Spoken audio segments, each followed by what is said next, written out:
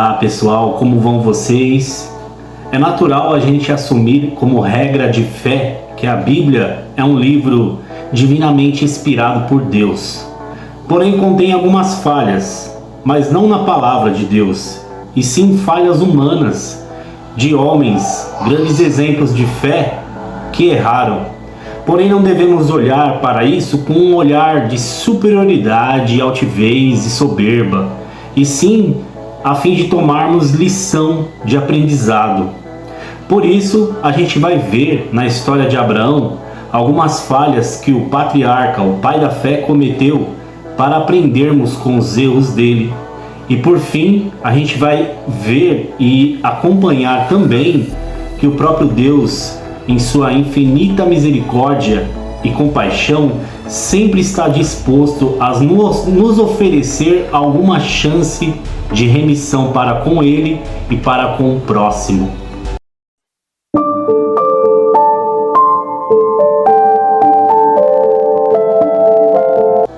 Olá, seja muito bem-vindo, eu sou o Fernando e você está na série Morando em Gênesis no nosso canal Nômades Literários. Não deixe de acompanhar e conferir a descrição desse vídeo com o nosso e-book de apoio e as fontes que eu me utilizei para a produção desse estudo. Vamos para a aula. O tema do estudo de hoje é Abraão desce ao Egito, encontrado em Gênesis 12, dos versos 10 ao 20. No estudo anterior vimos como Abraão chegou em Canaã, percorreu aquela terra do norte ao sul, construindo altares onde quer que ele armasse a sua tenda, expressando assim a sua confiança de que aquela era a terra que Deus lhe havia dado, e era só uma questão de tempo até que ele pudesse ter um filho e pudesse se apossar de toda aquela terra. Mas as coisas não saíram exatamente como Abraão havia pensado, como também geralmente acontece conosco. Hoje nós veremos que aquele grande herói da fé também era passível de algumas falhas e atitudes precipitadas. No verso 10, havia fome naquela terra, assim Abrão foi para o Egito para ali ficar, porque era grande a fome na terra. Havia uma fome extrema e terrível na terra de Canaã, mais ao sul, até onde Abraão havia descido pela região do Neguebe, que é um deserto. As fomes eram muito comuns, causadas pela seca, pragas de gafanhoto e guerras. Essas catástrofes fazem parte da história da humanidade desde que Adão caiu no jardim e Deus disse que maldita seria a terra por sua causa. Dessa forma, mesmo as terras mais aprazíveis teriam os seus momentos de fome e necessidade. Contudo, no Egito, naquele tempo, havia comida, pois já era uma das grandes civilizações, com uma civilização estabelecida e avançada para a época, situada ao norte da África, que tinha sido povoada pelos descendentes de Cã, e era uma terra fértil, irrigada especialmente pelo rio Nilo, que era um dos grandes rios mais conhecidos da época e é até o dia de hoje. Diz o texto que Abraão desceu até o Egito com a intenção de ficar lá, mas o verbo no hebraico sugere não um ficar permanente, mas ficar por algum tempo, tanto que algumas traduções já dizem que desceu ou foi ao Egito para peregrinar ali, no sentido que ele iria viver como estrangeiro no meio daquele povo. Talvez ele esperasse ali até que a fome passasse e ele pudesse regressar a Canaã. Ele se viu bastante apertado com aquela situação, porque mal chega na terra de Canaã, depois que saiu de Harã, chega na terra prometida e é confrontado com uma grande fome, conforme o texto reforça. Ele tinha muita gente em torno dele, conforme nós mencionamos no estudo anterior, que Abraão era integrante de um clã de mais ou menos 500 pessoas ou mais. Ele também não podia esperar a ajuda dos cananeus que moravam ali, que eram povos cruéis e violentos. Abraão era um estrangeiro e viajante que estava passando ali e não esperava receber ajuda nenhuma. Então ele resolve descer para o Egito, que não era exatamente o que Deus tinha dito que ele fizesse. Deus tinha dito a ele que ele fosse para Canaã e peregrinasse naquela terra que Deus havia prometido que daria e o abençoaria e o protegeria. Mas Abraão resolve tomar uma decisão que é baseada no desespero e na falta de confiança em Deus. Vale destacar um ponto positivo, que foi o de ele não voltar atrás para Harã, onde havia se estabelecido outrora. Entretanto, ele não voltou. Nós temos que admitir. Todavia, não deveria ter continuado rumo ao sul e entrado no Egito. Ele agiu por conta própria e falta de confiança no Senhor Deus. Muitas vezes até conseguimos superar a vontade de desistir em meio às crises e dificuldades. Porém, podemos ser tentados a avançar e agir de forma precipitada, metendo os pés pelas mãos, pegando atalhos e caminhos incertos e duvidosos e perigosos, sem antes meditar, ponderar e consultar a orientação de Deus. Abraão já tinha a diretriz, deveria ter ficado na terra onde ele estava, onde inclusive já tinha construído vários altares a Deus. Pode até nos ocorrer a ideia de que o texto está justificando a ida dele ao Egito por causa da fome em Canaã. Onde vem a pergunta: por que permanecer lá sabendo que em alguns quilômetros mais abaixo ao sul havia oportunidades? Isso não seria tentar a Deus? A resposta nesse caso é não. Tentar a Deus é quando a gente deixa de usar determinados recursos sem ter de Deus a promessa e a direção que Ele haverá de nos suprir de forma sobrenatural. O certo era Abraão ter ficado na terra de Canaã. Verdade que no Egito tinha comida, mas aquele era um momento de teste de fé para o patriarca. E ele vacilou, escolhendo o caminho mais fácil. O caminho da fé nem sempre é o caminho mais fácil. Precisaria de fé para ficar em Canaã, e não era uma fé vazia, não era um salto no escuro, porque Deus tinha dado ordens e promessas bem específicas para Abraão, e ele age de maneira carnal e pragmática. Ele avança mais para o sul do Negueb e se aproxima da fronteira do Egito e o adentra. Quando se aproximava do Egito, quase ao entrar, disse a Sarai, sua mulher: ora, bem sei que você é uma mulher muito bonita. Os egípcios, quando virem você, vão dizer: essa é a mulher dele. Então eles vão me matar, deixando você com vida. Diga, pois, que você é minha irmã, para que me tratem bem por sua causa e por amor a você me conservem a vida. Naturalmente, um erro leva a outro. E aqui nós lemos o estratagema que Abraão adotou para sobreviver aos perigos que ele imaginava que encontraria no Egito. Para a gente entender melhor por que Abraão adotou essa estratégia, é preciso saber algumas coisas. Primeiro, embora Sarai, sua mulher, não era tão jovem, ela ainda era uma mulher de rara beleza. Devia ter uns 65 anos nessa época, o que não era muito naquele tempo, quando as pessoas ainda viviam facilmente para além dos 100 anos de idade. Segundo, Sarai nunca teve filhos, o que ajudava de alguma forma que ela permanecesse com a sua saúde e com seu vigor, e com a sua beleza. A gente sabe como é ter filhos e mais filhos, acaba sendo penoso para a mulher. Tem todo um pedágio que é cobrado na beleza ou nas forças da mulher. Terceira coisa que nós temos que levar em consideração é que de fato ela era meia-irmã de Abraão. Eles eram irmãos por parte de pai. Lembremos que a poligamia, infelizmente, havia sido adotada como prática até mesmo na descendência dos semitas, onde diz o texto: por outro lado, ela é, de fato, minha irmã por parte de pai, embora não por parte de mãe, e veio a ser a minha mulher. Gênesis 20:12. Não é uma mentira completa, mas também não é a verdade toda, e sim uma meia-verdade, se tornando assim uma atitude errada e enganosa de igual modo. Deus não aprova estratagemas e esquemas de sobrevivência que envolvam a mentira e o engano. Quando Moisés escreve esse texto, tem claramente em mente o mandamento: não darás falso testemunho, que é o 8º mandamento. E foi exatamente o que Abraão fez. Ele deu um falso testemunho a respeito de sua mulher. Era costume dos reis e príncipes do Antigo Oriente tomar para o seu harém qualquer mulher bonita que eles quisessem, que fosse solteira, e isso ninguém questionava, mesmo discordando. Naturalmente, o pai, mesmo não querendo ver sua filha arrastada assim por uma decisão monocrática do soberano, ou o irmão ver isso acontecer com sua irmã, era o costume da cultura do Antigo Oriente. Na moralidade da época, inclusive no Egito, era errado o rei fazer isso com uma mulher casada.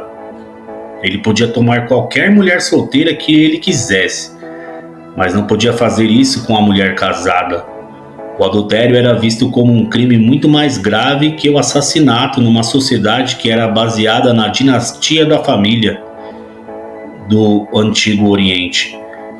Você trazer uma mulher casada seria inserir uma semente estranha na sua descendência.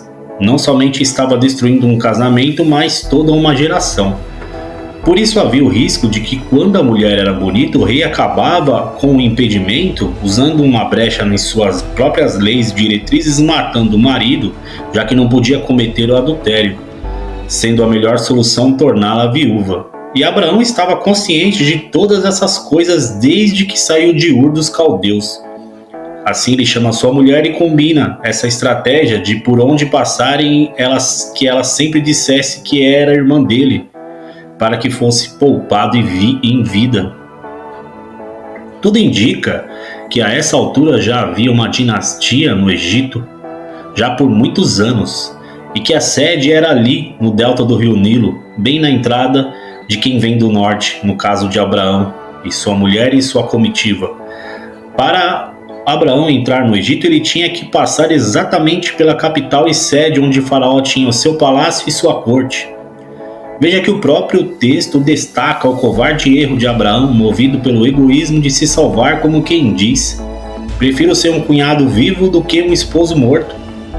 Como Deus o havia escolhido de entre tantos e fez a promessa de que nele seriam benditas todas as nações da terra, ele sabia que a vida dele era preciosa. Entretanto, ele incorre ao próximo erro, de maquiar a realidade da situação, se justificando e usando o nome de Deus em vão, talvez pensando, uma vez certo, sempre certo. Todavia sabemos que não é assim que as coisas funcionam. A gente aprende que um erro leva a outro erro, e às vezes fica tão complicado usar a mentira para sustentar a outra mentira, que se torna um ciclo vicioso. Por que não dizer até mesmo perigoso? A melhor coisa é parar enquanto dá. Dessa forma, Abraão arriscou a honra e a pureza de sua esposa, e diz o texto que ele estava pensando em ser bem tratado. Vemos o resultado de deixarmos de confiar em Deus e confiar numa falácia humana e carnal. O temor dos homens entrou no coração de Abraão. Como diz o velho ditado: se correr o bicho pega, se ficar o bicho come. Ele pensava que indo para o Egito seria assassinado, e em Canaã morreria de fome. Abraão se esqueceu do chamado de Deus, as promessas de Deus lhe abençoar e proteger. Claro que não podemos esquecer também que Sarai teve sua parcela de culpa. Ela estava completamente silenciosa e não contesta, não resiste e simplesmente obedece. Talvez pensou consigo mesma que melhor fosse ser contaminada do que morta, e então aceita a proposta do seu marido para fazer parte desse esquema para enganar o povo do Egito. Versos 14 ao 16. Tendo Abraão entrado no Egito, os egípcios viram que a mulher era de fato muito bonita. Os príncipes de Faraó a viram e foram elogiá-la diante de Faraó. E a mulher foi levada para a casa de Faraó. Este, por causa dela, tratou bem Abrão, o qual veio a ter ovelhas, bois, jumentos, escravos e escravas, jumentas e camelos. As coisas procederam conforme Abraão previa. Todos perceberam a beleza da mulher. É interessante lembrar que naquele tempo não se usava o véu, a famosa burca. As mulheres só começaram a usar quando os persas dominaram o mundo oriental e as obrigaram, mas naquele tempo elas eram desveladas. E quando ela chega, a beleza dela se torna notória e logo a notícia foi levada a Faraó pelos altos funcionários de que uma estrangeira belíssima havia passado a fronteira e entrado na terra do Egito. Note que o texto chama de a mulher. Ela foi tratada simplesmente como uma coisa, um objeto de prazer, nem pelo nome foi chamada. Faraó mandou buscá-la para o seu harém, certamente movido por paixões pecaminosas e sensuais. Porque esse tipo de costume é a marca da queda no homem. Esse tipo de prática de pegar a mulher que quisesse levar faz parte da raça marcada pelo pecado. Desde então, movido por essas paixões, Faraó leva a mulher. Mas antes pergunta qual é a relação dela com aquele homem que está ao lado dela. Abraão executa então o seu plano, ao que Faraó, como resultado de gratidão, o trata muito bem. E parece que o plano de Abraão deu mais certo do que ele pensava. Todo tipo de presente que um rei dava a outro. Mais uma vez, lembramos que Abraão não era uma pessoa qualquer. Ele era chefe de uma tribo numerosa e rica. Quando ele desce ao Egito, ele já era um homem poderoso. O faraó dá a Abraão um dote digno de um rei e ele ficou mais rico do que já era. Versos 17 ao 20. Porém o Senhor puniu o faraó e a sua casa com grandes pragas por causa de Sarai, mulher de Abrão. O faraó chamou Abrão e lhe disse: "O que é isso que você fez comigo? Por que não me disse que ela era sua mulher? E por que me disse que ela era sua irmã? Foi por isso que a tomei para ser minha mulher. Agora, pois, aqui está sua mulher. Tome-a e vá embora daqui." E Faraó deu ordens aos seus servos a respeito de Abrão, e eles o acompanharam, e a ele, a sua mulher e a tudo o que possuía. Nós encontramos o porém de Deus que marca a sua ação na história. Porque até agora não aparece seu nome e nem foi citado, sendo a primeira e única vez que o nome de Deus é citado com a sua intervenção em juízo para castigar Faraó e repreender o seu servo Abraão. Faraó já era culpado por suas paixões carnais e sua idolatria, além da ignorância da verdadeira relação entre Sarai e Abraão. Então diz o texto que Deus envia grandes pragas e doenças terríveis sobre ele e a sua casa, que pode significar sua família ou a sua corte, para que o faraó pudesse chegar à conclusão de que aquilo veio por conta da recém-chegada mulher que ele tinha adquirido para o seu harém. Muitos estudiosos acham provavelmente que essas doenças eram doenças venéreas através dos relacionamentos sexuais. Os objetivos do castigo de Deus sobre Faraó e sua corte são pelo menos 3. Primeiro, evitar que Faraó tivesse relações com Sarai. Segundo, para proteger Sarai, que era a parte essencial da promessa da descendência que Deus tinha dito a Abraão, e era importante que ela não fosse contaminada e corrompida. Por isso Deus age rapidamente, trazendo um castigo duro sobre Faraó. Nada no texto sugere que Faraó teve relações com ela. É natural assumir o pensamento que as mulheres eram levadas para o harém para passar por um período de até vários meses de preparação física e purificação religiosa, antes de serem chamadas para a cama do rei. E o terceiro objetivo é confirmar a lei moral, não escrita no Egito, mas gravada no coração da cultura, de que o adultério de fato é pecado. E mesmo que eles não tivessem os 10 mandamentos, estava na consciência coletiva, porque todos são descendentes de Adão. Os cananeus que colonizaram o norte do Egito, eles eram os filhos de Noé, um homem de Deus que conhecia toda a verdade de Deus. Então havia resquícios da verdade ética que Deus havia revelado durante séculos aos descendentes da linhagem bendita que nós vimos na primeira parte da exposição do livro de Gênesis. No entanto, havia um resto de consciência moral de Deus ao castigar Faraó por tomar uma mulher casada, melhor dizendo, e ele confirma isso. Em seguida, depois de castigar Faraó, Deus repreende o seu servo Abraão, através do próprio Faraó. Deus, de alguma forma, o Faraó veio descobrir que a causa daquelas doenças súbitas era por conta daquela estrangeira que ele havia acabado de adicionar ao seu harém. Ele pode ter deduzido isso pelo tipo de doença que veio sobre sua família. Mas o fato é que Faraó descobriu, e provavelmente Sarai confirmou que Abraão o havia enganado quanto em relação ao seu status de relacionamento. E ele certamente temeu por si mesmo e pelo seu povo. E se perguntado, quem é o Deus desse estrangeiro? Ele talvez já tivesse ouvido falar desse Deus porque era o Deus dos antepassados dele, que tinha escutado. E agora ali estava alguém que parecia ter um relacionamento próximo com esse Deus e que estava sendo protegido por ele. O Faraó se enche de medo, chama Abraão e o repreende como um mentiroso. Note as 3 perguntas que ele faz. O que é que você fez comigo? Por que você não me disse que ela era sua mulher? E por que você me disse que ela era sua irmã? E assim, através de Faraó, Deus repreendeu e castigou o seu servo infiel. E não tem coisa pior do que você ser repreendido por um ímpio, o crente sendo repreendido pelo descrente. E Faraó convida Abraão a retirar-se do Egito, usando de misericórdia com ele, muito mais movido pelo medo do que por bondade.